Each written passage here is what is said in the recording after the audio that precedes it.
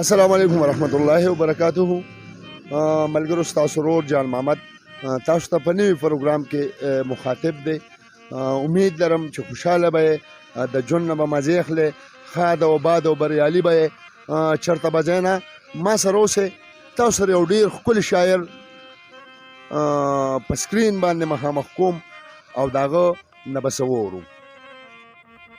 السلام علیکم ملګرو، زما نوم ذوالفقار علي زلفي دی او زه د اشنغر اوسیدونکی یم. تاسو ته یو د ګوډی نظم وړاندې کوم. مخکې ترې نه یو دوه شعرونه وړاندې کوم. وایي یو وی ریدي بل وی ګلاب په شان دی، یو وی ریدي بل وی ګلاب په شان دی، ما ویلې نه د انقلاب په شان دی. زما د ښار د لیونو یارانو، زما د ښار د لیونو یارانو، د ګریوان هر تار د رباب په شان دی. اوس نظم دی د ګوډی واده. راځه چې بیا سره شو هغسې عید، دوه به د هورو کوټنۍ جوړې کړو، یو به د ستا بل به زما کور شي. ته به د خپل کلي وړو پیولو ته، زه به وړو وړو زلمو ته وویم راځئ واده د ګوډیانو کوو. ته به سرخي پوډر ګوډی له وکړې، نرۍ نرۍ سترګې به هم تورې کړې او بیا به پې سره بنارسۍ خوره کړې.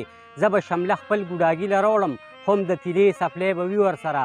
بیا به یې څادر د پښتنو په شانتې په دواړو اوږو سم کړم او ستا د ګوډۍ د کور په لور به درومو د څو وړو زلمو جنجانو سره. د خوشحالۍ نه به سندرې وایو، واده به وشي د ګوډۍ ګوډاګي.